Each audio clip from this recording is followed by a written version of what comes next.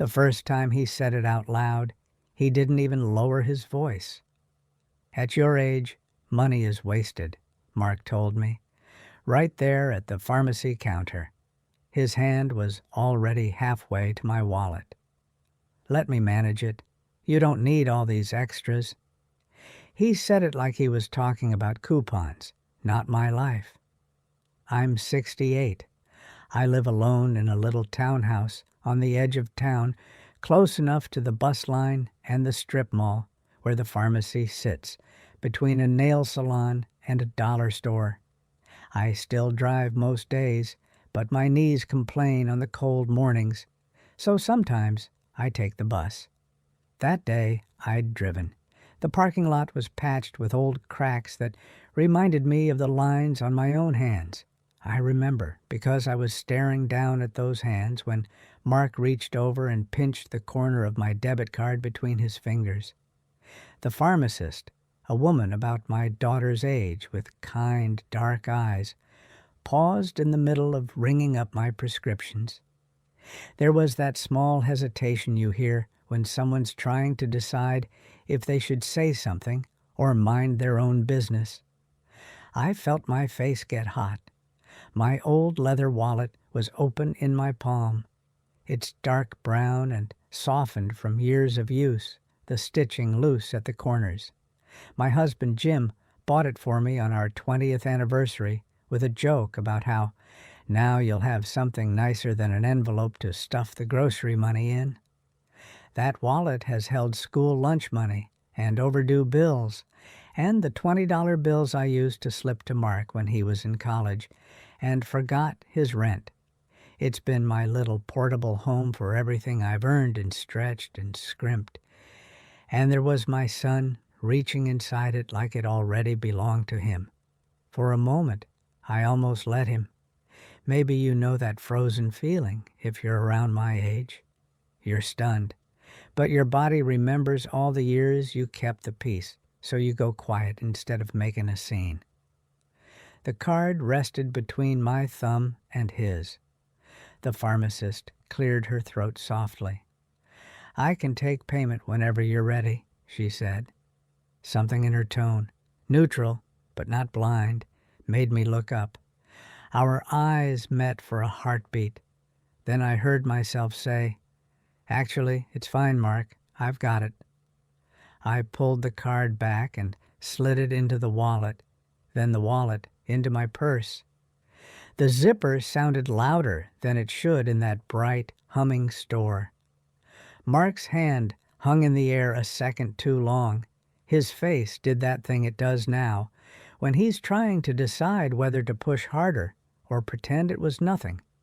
"Mom," he said, low, warning. "Come on. We talked about this." "We'll talk later," I answered. My voice surprised me. It didn't shake. "Right now, I'll pay for my own medication." The pharmacist watched every inch of that card disappearing back into my purse. Her eyes softened, and she gave me the smallest nod, like a stranger in church when the hymn hits a nerve you both understand. Later that night, I thought about that nod. If a woman you've never met can see what's happening to you in 10 seconds at a counter, maybe it's not all in your head. But to tell you how I got to that moment at the pharmacy, zipping my wallet shut, I should go back a bit, because none of this started with that one sentence. Like most things that break, there were hairline fractures long before it cracked. Maybe you've lived through a few of those yourself. The first little fracture, at least the first one I noticed, was on a Sunday afternoon, almost a year before the pharmacy incident. I'd invited Mark and his family over for roast chicken. It was one of those gray days where the sky can't decide if it's going to snow or rain, and my small kitchen smelled like garlic and rosemary. The radio was playing oldies too quietly to really hear. I'd set the table with my good plates, the ones with the blue flowers around the edge.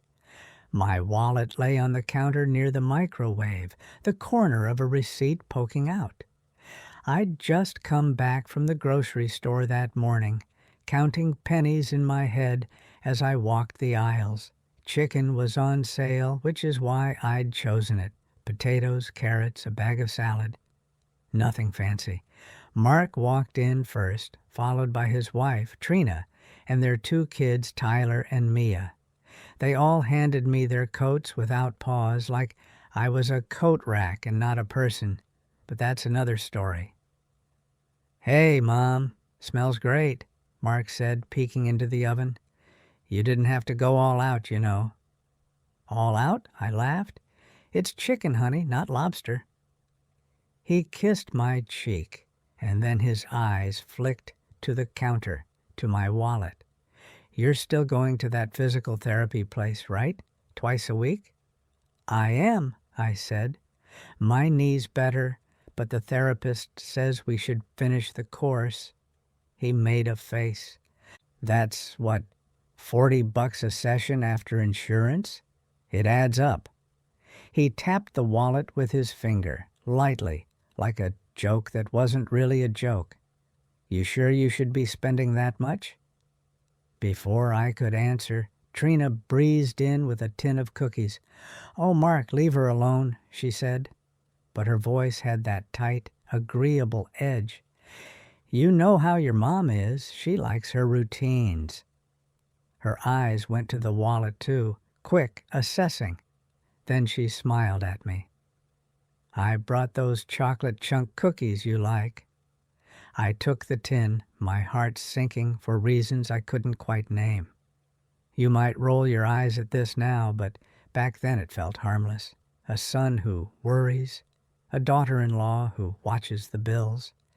They didn't see the way my fingers brushed the wallet as I moved it off the counter. How the leather felt familiar, comforting, almost like a hand squeeze. Back when Jim was alive and money was tight, we had a ritual on Sunday nights. After the kids were in bed, we'd sit at the kitchen table with my wallet emptied out, receipts in one pile, cash in another, grocery list in between. Jim would draw little boxes on a scrap of paper, gas, food, phone, boys' shoes. We'd put a few dollars under each word, deciding what could wait and what couldn't. I can still see him licking his thumb to count out bills, joking that we needed another category called surprises. That was the one that always stayed empty. Sitting there that Sunday, watching my son glance at my wallet like it held loose change he might organize better, I remembered those late-night budgeting sessions. I remembered telling myself when we were young, one day it'll be easier. One day we won't have to count every dollar. That one day never really comes the way you picture it, does it? The second fracture came a few months later, on my birthday. You'd think by 68 you'd stop expecting birthdays to feel special. But some part of you, especially if you poured everything into your family, still secretly hopes they'll plan something that's about you, not convenience. Mark and Trina took me to a chain restaurant near the mall, one of those places with laminated menus and too many televisions on the walls. It was snowing lightly outside, decorating the parked cars. Inside, the air smelled like fried onions and barbecue sauce. We slid into a booth. The vinyl seat creaked under me, and I smoothed my skirt. My wallet was in my purse, tucked by my side, a little heavier than usual.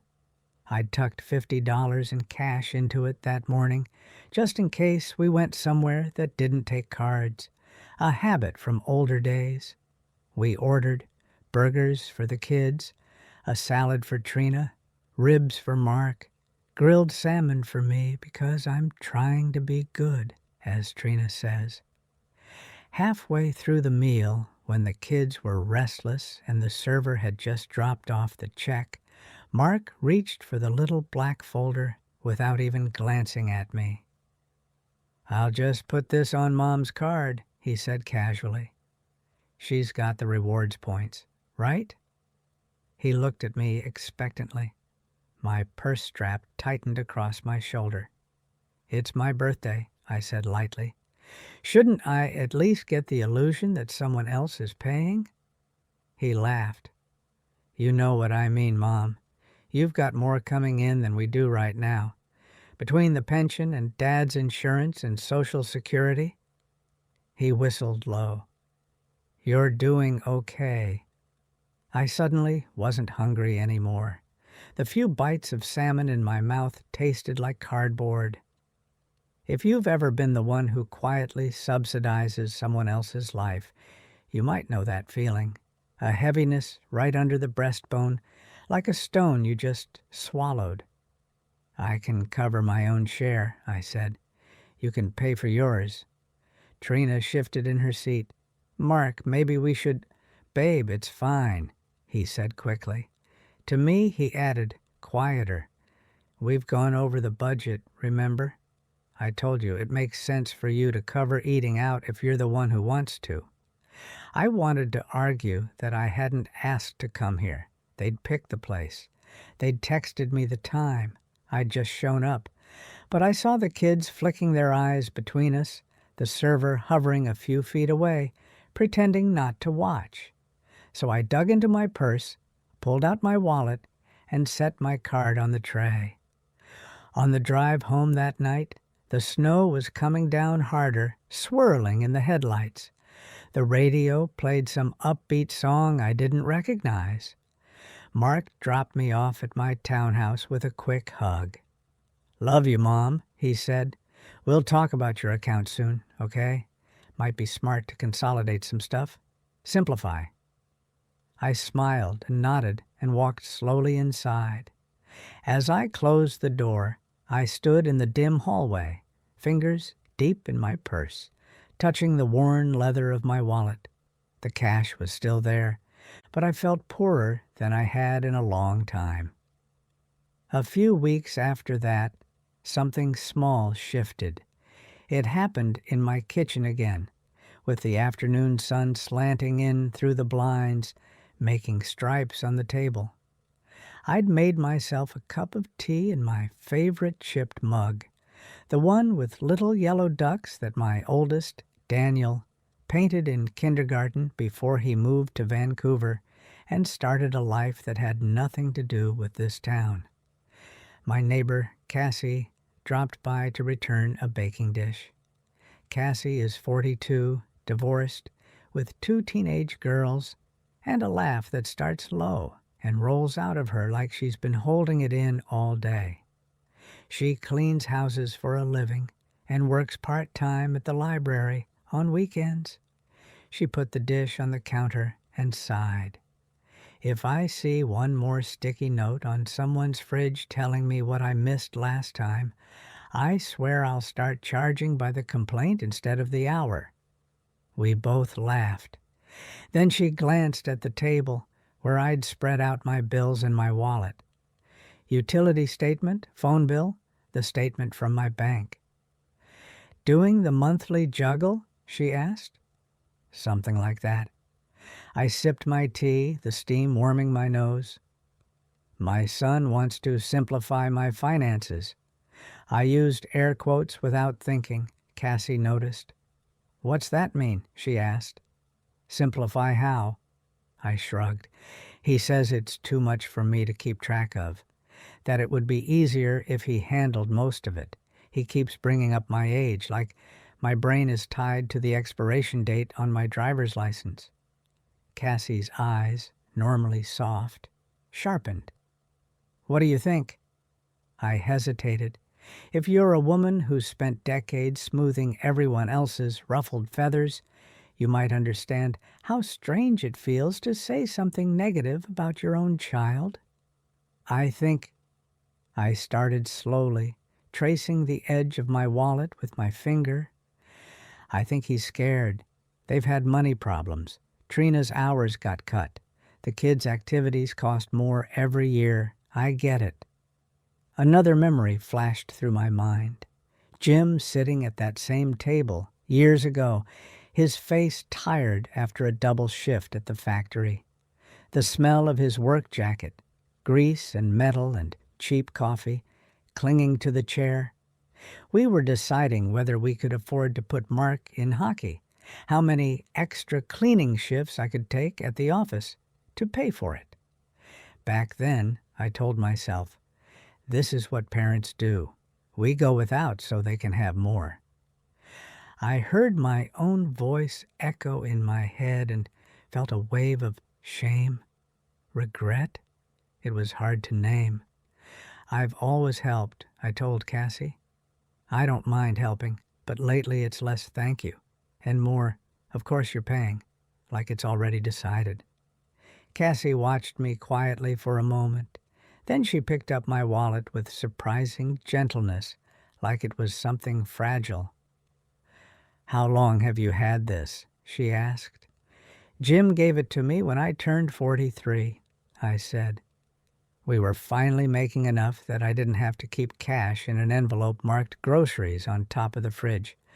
I felt so grown up, power, in a little leather rectangle. She smiled sadly. "And now your son wants to hold it." I swallowed. My throat felt tight. "He thinks he's helping." "Maybe he does," she agreed. "But there's a difference between helping someone and moving into the driver's seat of their life." She put the wallet back down right in front of me. Her hand rested on top of it for a second. "I see this a lot, you know," she added. "With my clients, parents my mom's age, kids my age. It starts with, 'Let me handle your phone bill online,' and next thing you know, mom doesn't know her own passwords." I let that sink in. The kitchen clock ticked loudly in the background. "I don't want to be difficult," I said almost to myself. "They think I'm comfortable, and I am, compared to how it used to be. It feels stingy to say no, like I'm hoarding instead of helping." Cassie shook her head. "You're not a dragon sitting on a pile of gold. You're a human being who worked her tail off for decades. You get to decide how your money gets used. Full stop." Her words landed with a thud and then a quiet spread, like when you drop a pebble in a pond and the ripples take their time. Maybe you've had someone say something that simple to you and realized no one ever put it that plainly before. That night, I couldn't sleep. The house was too quiet. The refrigerator hummed. A car drove by now, and then tires hissing on the damp road. I lay on my back in bed, staring at the faint glow of the street lamp through the curtains. Jim used to snore. I used to poke him in the ribs and complain. I would give anything to feel that annoying rumble next to me again. Instead, I rolled over and squinted at the digital clock. 1:23 a.m. On the nightstand, my wallet sat where I'd left it. I'd taken it out of my purse before bed, a habit Jim had gotten me into. "So, if someone steals your bag, they don't get the whole world," he'd say, patting the leather gently. I reached over and picked it up. The leather was cool and smooth under my fingertips. I opened it and looked at the contents as if it belonged to someone else. Debit card, credit card with a modest limit, the card for my small pension, a folded scrap of paper with the login info for my online banking written in tiny letters, photos of the grandkids, slightly faded, a punch card for the coffee shop where I sometimes treat myself after physical therapy, 2 more punches and I'd get a free latte. I thought about every time I'd handed that wallet over, openly or discreetly, slipping Mark 50 when he was short, paying for vacations because the kids will only be this age once, covering their phone bill just this month. I imagined my life as a series of little doors I'd opened. Some of them needed to be open. Some of them I realized as I lay there. I'd propped wide without ever checking who was walking through or what they were carrying out. Maybe you've done that too. Said yes on autopilot because saying yes felt like your role. I sat up, swung my legs over the side of the bed, and padded to the kitchen. The tile was cold under my feet. I turned on the small lamp over the sink. The light was gentle, like a secret. On the table, I spread out my latest bank statement and my wallet. I started making little piles with receipts and notes. Pharmacy, groceries, takeout, transfers to Mark. I didn't draw columns or anything formal. I just grouped things by feeling. These were the things that kept me alive and housed. These were the things that kept my son's family afloat. And then, this surprised me, there was a very small pile of things that were just for me. A thrift store sweater, a ticket to a matinee movie with Cassie, the fancy face cream I'd bought on sale last month, feeling indulgent. That last pile, the just for me pile, looked like a desert. Little dots of water on dry land. I stared at it for a long time. "You're going to have to change something," I whispered, more to the wallet than to myself. "Because if you don't, they'll keep thinking this is normal." The refrigerator hummed louder, like it was agreeing. By the time the sun came up, I hadn't made any grand plan. I don't want to pretend I turned into some fearless heroine overnight, but a seed had been planted, and once you see something, really see it, it's hard to pretend you're still blind.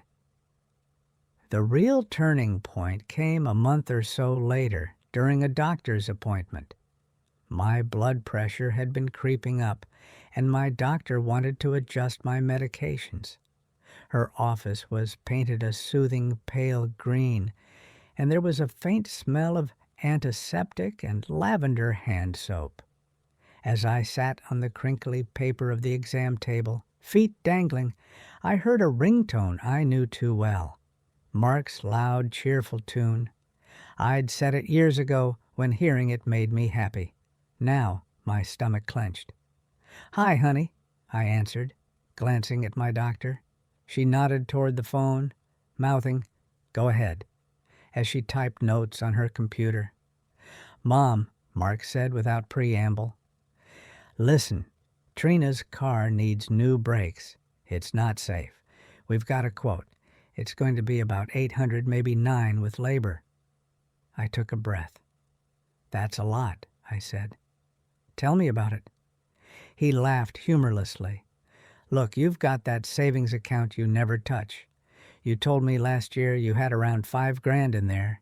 If you could cover this, we can pay you back when our tax return comes in. Or, in bits, if that's easier." I felt my doctor's eyes flick up from her screen. She couldn't hear his words, but she could see my face. I hesitated. "I'll think about it," I said. Mark sighed. "Mom, come on. What do you have savings for? Emergencies, right? This is an emergency. You don't drive as much anymore. You can skip the trip you were talking about with Cassie. What was it, that bus tour thing?" Heat crept up my neck. I hadn't even told him much about it, just mentioned, in passing, that Cassie and I had seen a flyer at the library for a 3-day fall colors tour up north. I'd been quietly excited. It was affordable, but still a splurge. "You're not 25, Mark added, softer. "You don't need to be traipsing around on buses. Let the kids have the good breaks. You can do little things around town."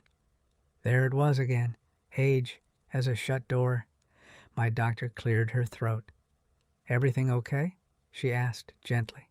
I pressed my palm over the mouthpiece. "My son," I said. "Car trouble, money trouble." She gave me a sympathetic smile. "We can finish up in a minute." I brought the phone back to my ear. "I need to go, Mark. I'm with the doctor." Right, he said. "Well, just Think fast, okay? We need to get this done this week." After we hung up, my doctor turned her chair toward me fully. "Do you mind if I ask something a little personal?" she said. I blinked. "Depends on the something, I suppose." She smiled. "You've been my patient for 10 years, Mrs. Reynolds.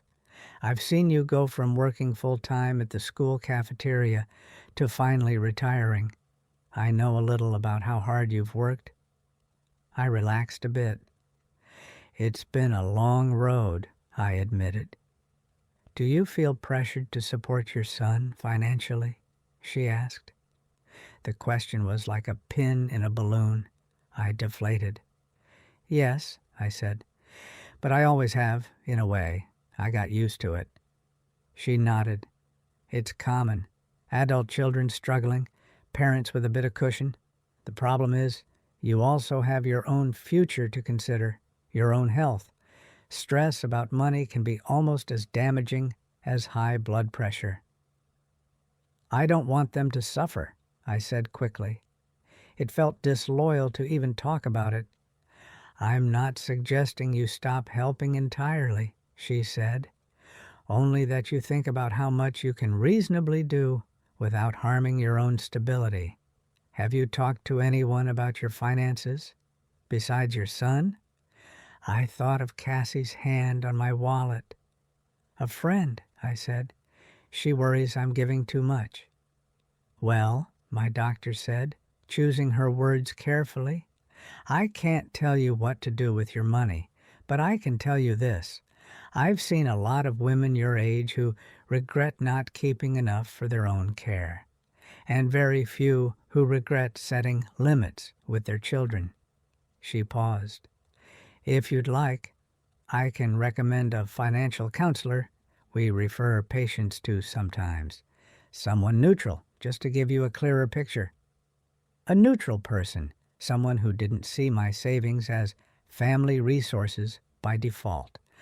I surprised myself by saying, "Yes, I'd like that." She scribbled a name and number on a sticky note and handed it to me. I tucked it into my wallet behind my coffee punch card, where it felt both hidden and close. As I left the office, the antiseptic smell clung to my clothes. In the hallway, an older woman shuffled by with a walker, her adult daughter on the phone, saying loudly, "No, she won't know the difference. Just put it in my name." My chest tightened. I looked down at my wallet, gripped it a little tighter, and made a quiet promise to myself. I would at least talk to that counselor before making any big decisions. The financial counselor's office was in a modest building near the post office, not some fancy glass tower. The waiting room had mismatched chairs and a little table with outdated magazines. Her name was Monique. She was probably in her late 50s, with short gray curls and glasses on a chain around her neck. When she shook my hand, her grip was firm and warm. "So, your doctor sent you," she said once we were sitting across from each other at her desk. "Usually that means stress is involved. Tell me what's going on in your own words." I shifted in my chair, my purse on my lap, my wallet inside it like an anchor. "I have a son," I began. "Two sons, actually, but one lives far away. The younger one, Mark, is here in town. They've had some hard years. Jobs lost, medical bills, kids. You know how it is." She nodded, saying nothing, just listening. "I've helped them. I don't regret that. But lately, it's more than help. It's assumed." I swallowed. He started implying that I shouldn't be in charge of my own money anymore, that I'll get confused. Monique's eyes softened. "And do you feel confused?" "No." I let out a shaky laugh. "I mean, I lose my reading glasses twice a day, but I can still balance a checkbook." She smiled. "Good. Let's look at what you've got and what you're doing. Sometimes putting it on paper makes things clearer for everyone, including yourself. We went through my accounts, pension, Social Security, the modest life insurance payout when Jim passed, the savings I'd scraped together over the years, my monthly expenses, the transfers I'd been making to Mark's account. Monique made notes, sometimes humming under her breath, sometimes asking questions. The only time she frowned was when I told her how often I was covering their emergencies. "Do you have any formal agreements with your son?" she asked. "Any power of attorney? Joint accounts? Co-signed loans?" "No," I said. "Thank God. He's been pushing for that, but I've been dragging my feet." She nodded slowly. "My professional opinion? Keep dragging your feet. In fact, maybe plant them." I exhaled, some tension leaving my shoulders. "So, I'm not crazy for thinking this feels off?" "Not even a little," she said. "Here's the thing, Mrs. Reynolds. You worked decades for this money. Your husband did too. It exists to support you through your later years. Anything you help your children with is a gift. Gifts are voluntary, not automatic." She drew a simple rectangle on her notepad. "Think of your resources like a house. You've been letting your son walk in and out whenever he wants, sometimes with friends in tow. Maybe it's time to install a lock and decide who gets a key and when." Her metaphor made me think of my front door and how I always double-checked it at night. Why didn't I guard my finances with the same care I gave my lock? "What do you suggest?" I asked. "First," she said, "I'd suggest you set a monthly amount you're comfortable helping with, if you still want to help. Some number that won't jeopardize your own needs now or later. Then I'd suggest you keep your accounts separate and private. No shared cards, no letting anyone borrow your debit card. If your son wants you to help with something, you decide each time. And you can say no." The way she said "you can say no" made my eyes sting. "Second," she added, "I'd like you to talk to a lawyer about getting some basic documents in place to protect you if you ever truly can't handle your own affairs. A power of attorney assigned to someone you trust who respects your wishes. It doesn't have to be your son." I thought of Daniel in Vancouver, thoughtful but far away. I thought of Cassie, steady and local. It was a lot to consider. "And third," Monique said gently, "I'd like you to think about what you'd actually like to do with your money for yourself, not just for emergencies. You mentioned a bus tour." I laughed, embarrassed. It sounds silly written next to car repairs and kids' braces. "It's not silly," she said firmly. "Joy is a legitimate expense, especially after a life of responsibility." Joy. When was the last time I'd put that in any mental budget? As I left her office, I felt different. Not invincible, not suddenly tough, but more solid somehow. Like someone had reminded me that my life belonged to me.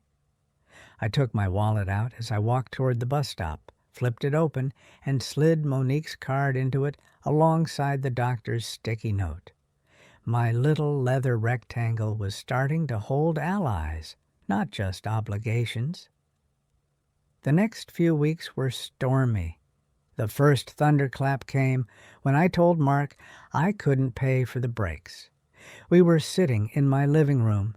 The TV was on mute, some home renovation show flashing images of gleaming kitchens and open-concept living rooms that looked nothing like my cozy, cluttered space. "I talked to someone," I began, my hands folded on my lap. My wallet sat next to me on the couch like a silent witness. "Someone?" Mark repeated. "About what?" "About my finances," I said. "A counselor my doctor recommended. She helped me see what I can reasonably afford to give and what I need to keep for my future. Mark's face tightened. So, you're paying strangers now instead of trusting your own son? She was very helpful, I said calmly. And I've decided I need to set some limits. I can help with small things now and then, but I can't keep covering big expenses. I won't be paying for the brakes. His mouth fell open. You won't. Mom, do you understand how dangerous it is to drive with bad brakes? I do, I said. And I'm sorry you're in that position, but I can't sacrifice my own security every time something goes wrong for you. He scoffed. Security? You own your house outright. You've got no debt. You're hoarding money you'll never use while we're struggling. That word again. Hoarding. Like I was clinging to newspapers and broken appliances, not trying to keep a roof over my head 10 years from now if my health changed. My heart pounded, but I kept my voice steady. I'm not hoarding. I'm planning. The counselor showed me what my expenses might look like if I need more medical care or assisted living someday. He waved his hand dismissively. You won't. You're fine. You walk every day, you eat your kale, you'll outlive us all. It was meant as a joke, but it landed flat. You don't know that, I said quietly. Neither do I. That's why I have to be careful. So, you're choosing some hypothetical future over your actual flesh and blood family right now? He demanded. That's what this is? My throat burned. I'm choosing not to assume my only value is as a safety net. He stared at me like I'd spoken in another language. If Dad were here, he began. I flinched. If your father were here, I cut in, a thread of steel in my voice I barely recognized. He would remember how many nights we lay awake wondering how we'd pay for your hockey, your braces, your first car. He'd know exactly how much we've already done. Mark's face softened for a split second. I know you guys did a lot, he said.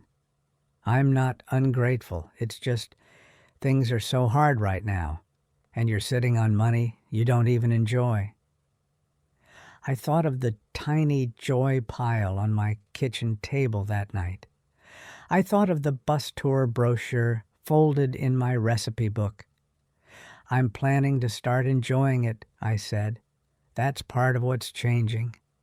He shook his head, leaning back on the couch. I can't believe this. A text buzzed on his phone. He glanced at it, then back at me. Trina's going to lose it when she hears this, he muttered. I could feel the storm building. The second wave came from Trina herself, a few days later. She asked to grab coffee and talk, which is usually code for I'm going to interrogate you politely. We met at a cafe near my physical therapist's office. The place smelled of espresso and cinnamon. Indie music played softly in the background. I ordered my usual small latte, pulling my wallet out and handing over a few dollars. Trina watched. Why didn't you use your card? She asked as we sat down. I felt like paying cash, I said. Is that okay? She smiled, but it didn't reach her eyes. Of course, it's just, we're trying to help you keep track, you know. It's easier to monitor things if you use cards instead of cash lying around. We, I repeated. Well, she said, stirring her drink. Mark and he was really upset after he talked to you. He said you've been influenced by some counselor who doesn't understand our family. I took a slow sip, letting the coffee sit on my tongue. The counselor helped me understand my own situation better and my own limits. Limits, she echoed. You never used to talk like that. I shrugged. I never used to be this age. She laughed lightly. Exactly. You're getting older. That's why we're worried. We just want to make sure you're comfortable and safe. I remembered my doctor's words about how many women regretted not protecting their own care. I'm more comfortable when I know I'm not one crisis away from losing that safety, I said. Trina leaned forward. Her voice softened. You know we love you, right? The kids adore you. We just see you making choices that don't make sense. Like that bus trip you're still talking about. I mean, really? All that money to sit on a bus and look at trees? Maybe I like trees, I said. I tried to make it light, but my hands were shaking a little around the warm ceramic mug. She sighed. Look, from where we're sitting, it seems like you're prioritizing little vacations and fancy coffees over your grandchildren's needs. Tyler's braces aren't paid off. Mia's dance classes, she loves them. You've seen how happy they make her. I had, and I loved seeing her spin in my living room, showing off her routines. Do you really want to be the grandma who says no to that? Trina asked quietly. Guilt is a heavy coat. It'll warm you and smother you at the same time. I took a breath. When I help, I want it to be a choice, I said slowly. Not something I feel bullied into. Her eyebrows rose. Bullied? I met her gaze. Do you know how often lately I hear about what I should do with my money? How often I'm told what's good for me? There's a difference between asking and assuming. For a moment, something flickered in her expression. Maybe she heard herself in my words, then her defenses went back up. We're a family, she said. Families share. It's not your money and our money. It's all of us getting through. There it was, the belief that because I'd spent my life telling myself my kids came first, it meant I no longer counted as a separate person. It is my money, I said gently. That doesn't mean I don't care. It means I'm allowed to think about my own future, too. She sat back, lips pressed tight. So this is how it's going to be now, she said. You get a little advice and suddenly we're the bad guys. I never said you're bad, I answered. I'm saying the way things have been isn't working for me anymore. She finished her coffee in 2 gulps. Well, she said, standing, I hope that counselor is around when you need someone to take you to the hospital at 3 a.m., because it sure as hell won't be us if you keep pushing us away. That hurt. Of course it did. But beneath the hurt was something new, a quiet certainty that closeness shouldn't have a price tag. After that, there was a flurry of calls and texts. Some were accusatory. Can't believe you're choosing money over family. Some were pleading. Just this one more time, Mom. Then we'll figure it out on our own, I promise. Some tried to guilt me with nostalgia. Remember when Nana helped you and Dad with that down payment? She never acted like it was a big deal. They didn't know Nana and I had plenty of late-night talks about boundaries, back when I was the one knocking on her door with a crying baby and an overdue bill. She was generous, yes. She also said no more times than I remembered, because love and endless funding are not the same thing. I started putting my phone in the other room when I made dinner. I'd glance at the missed calls later, take a breath, and remind myself I didn't have to respond instantly, or at all. If you've ever started saying no after a lifetime of yes, you might recognize how physically strange it feels at first, like you're walking in shoes that don't quite fit yet, even though you know they're your size. The pharmacy incident, the one with Mark reaching for my card while the pharmacist watched, came not long after. I'd texted Mark to ask if he could drive me to pick up my prescriptions. My car was in the shop for an oil change, and I didn't feel like wrestling with the bus that day. "I can, but we need to talk," he'd replied. Of course we did. At the pharmacy, the familiar smell of rubbing alcohol and baby powder wrapped around me as we walked in. A little bell chimed. My knee ached from the cold, and I was grateful I didn't have to stand too long. Waiting in line, I glanced at a display of lip balms and lotions. My hand drifted toward a small tube of hand cream with a rose on the label, the kind of tiny indulgence that used to feel extravagant when Jim and I were scraping by. A sudden memory hit me, being 26, holding baby Mark on my hip in this very pharmacy, back when it was under a different name, and choosing between diaper rash cream and the nice lotion. I'd picked the cream and told myself, one day when things are easier, you'll buy the hand cream without thinking. I set the tube back on the shelf automatically. Old habits. When it was my turn, the pharmacist greeted me by name. "Hi, Mrs. Reynolds.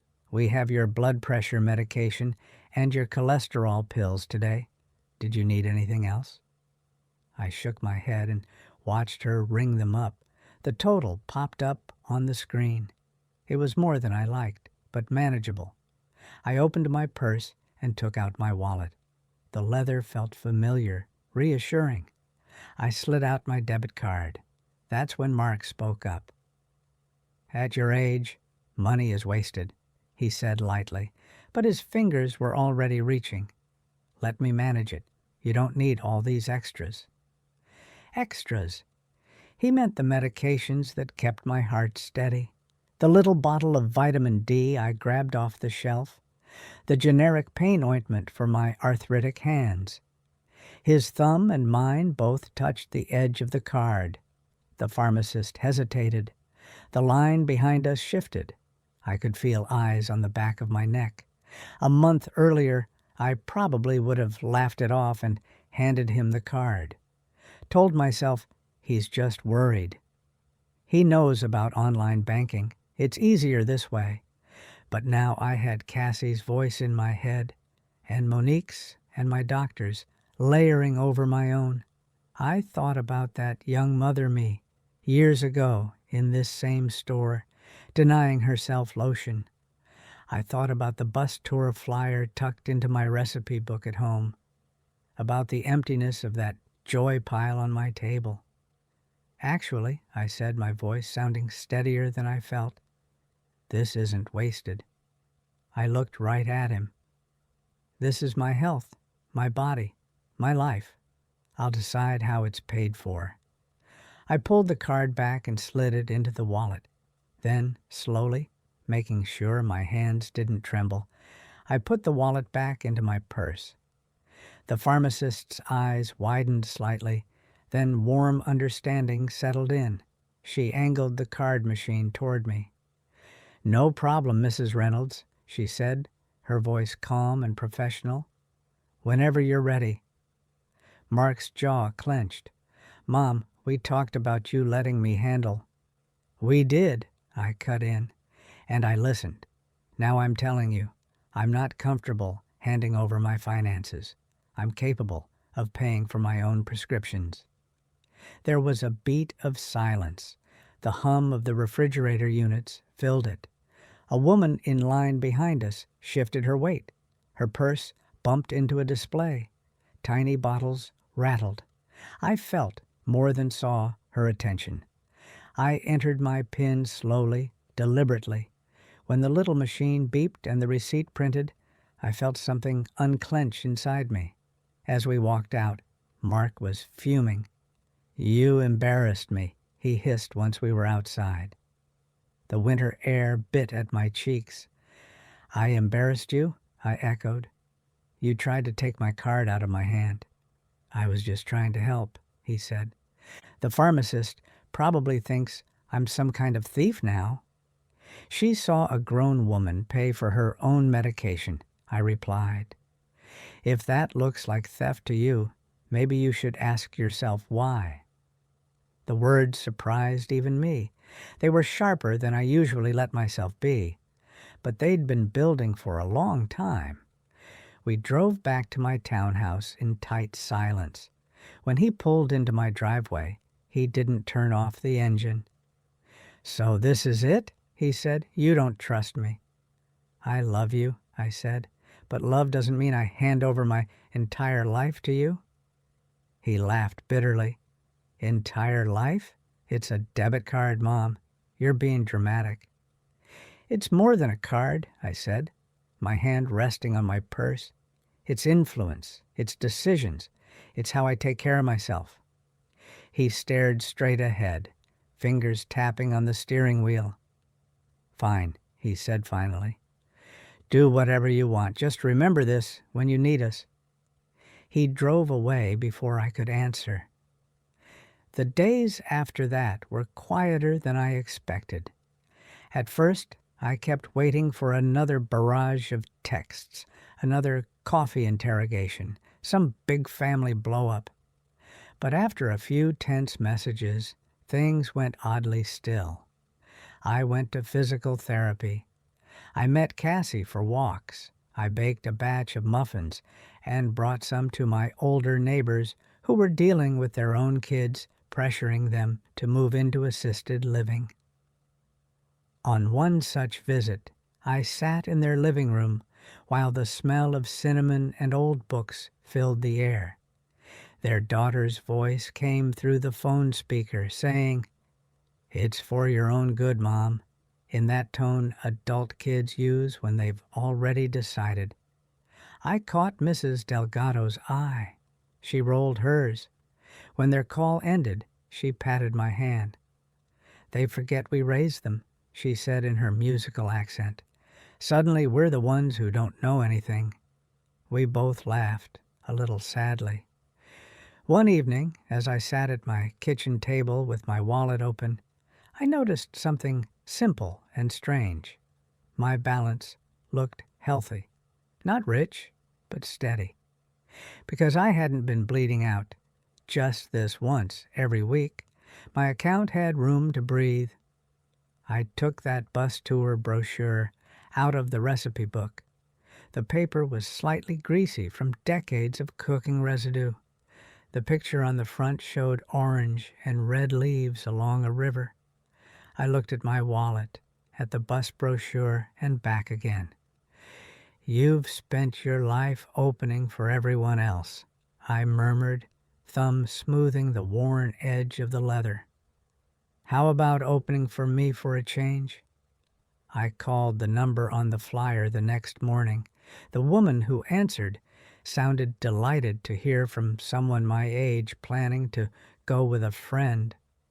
"2 spots left for the October trip," she said. "You and your friend will love it." I gave her my card number, heart pounding a little as I did. Not with fear this time, but with a kind of giddy, guilty excitement, like skipping school. When I hung up, I felt lighter. Cassie came over that afternoon, and I told her. Her whole face lit up. "Look at you," she said, hugging me hard. "Booking trips, spending your own money on your own joy. Dangerous stuff." We laughed until my sides hurt. Weeks turned into months. Things between Mark and me settled into a complicated truce. He didn't ask me to co-sign anything or hand over my card again. He still grumbled sometimes about bills, and I still helped here and there when I wanted to, and it truly felt right. School supplies at the start of the year. A new winter coat for Mia when hers split down the seam. But something had shifted fundamentally. Each time my hand went to my wallet, I paused. I asked myself, do I really want to do this? Not, will they be mad if I don't? The bus tour in October was everything I hadn't known I needed. Cassie and I climbed onto the coach with our overnight bags. 2 middle-aged women surrounded by couples and a few groups of retirees. As the bus rolled through the countryside, the trees outside went from green to fiery gold. The air smelled different up there, crisper like new pages in a book. At one stop, we stood by a lake so still it reflected the sky perfectly. I thought of Jim then, of how we'd once talked about taking a trip like this when the kids were grown. We never got around to it before his heart gave out one cold January. I tucked my hands into the pockets of my jacket, feeling the smooth edge of my wallet in one of them. I whispered, "We made it, love. A little late, but we did." Later, on the ride back, Cassie fell asleep with her head on my shoulder. A faint snore escaped her. I smiled and let my head rest gently against hers. Maybe, I thought, this is what the money was for all along. Not just to rescue other people from their storms, but to finally sit by a calm lake and breathe. The softer follow-up from Mark came not long after I got back. He showed up at my door one Saturday afternoon with a grocery bag in his hands. "Brought you some of that soup you like," he said, a little awkwardly. "Trina made a big batch." The smell of chicken and herbs hit me as I took the bag. "Thank you," I said, genuinely touched. He shifted from foot to foot. "Can I come in for a minute?" "Of course." We sat in the living room. He glanced around like he expected to see stacks of gold bars or something. Just the same old furniture, the same faded rug, the same family photos on the mantel, a new framed picture of the lake from my trip, printed at the drugstore. "I saw your pictures on Facebook," he said, nodding toward it. "Trip looked nice." "It was," I said. "I'm glad I went." He rubbed his hand over his jaw. "I was mad when you booked it," he admitted. "It felt like you were choosing fun over helping us." "I know," I said softly. "But then," he continued, "Tyler had to interview someone for a school project about their childhood and money and goals. He interviewed me." He snorted. Apparently I was the most interesting adult he could think of. God help him. I smiled. "What did you tell him?" "I told him how you and Dad struggled," he said. "How you worked all those extra shifts so we could play sports. How you always found a way to give us what we needed."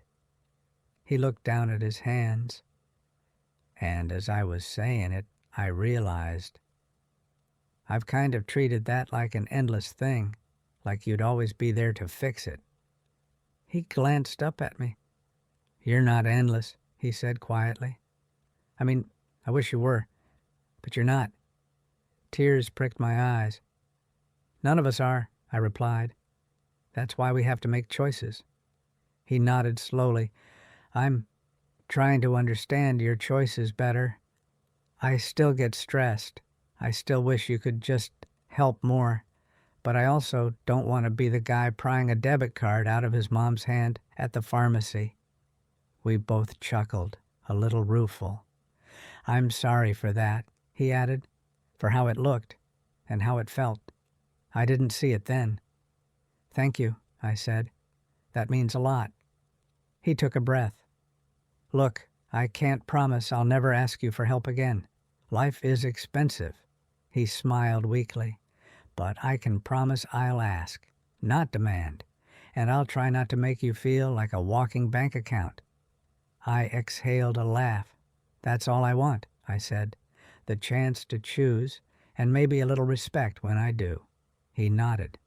"Deal." We sat in comfortable silence for a while, listening to the faint ticking of the clock. Tyler's laughter came muffled from a video game on his phone. The soup on the counter cooled slowly. Before he left, Mark paused by the table where my purse and wallet sat. "Hey," he said lightly, "you ever need me to run to the store for your meds or anything? You can give me your card." I raised an eyebrow. He held up his hands, grinning. "To use at the register while you watch. Not to keep. I've learned my lesson." I smiled. "We'll see," I said. if I trust you with that kind of power." He laughed, and something between us eased. These days, my wallet sits in its usual place most of the time, either in my purse or on the nightstand when I sleep. The leather is more worn than ever. The corners are softer. One of the card slots has stretched from holding too many receipts, but when I pick it up now, it feels different. It still holds proof of a lifetime of work. My pension card, my insurance, my little coffee punch card with 2 new stamps. It still holds the pictures of my grandchildren, Tyler's goofy grin, and Mia's ballerina pose. It also holds new things.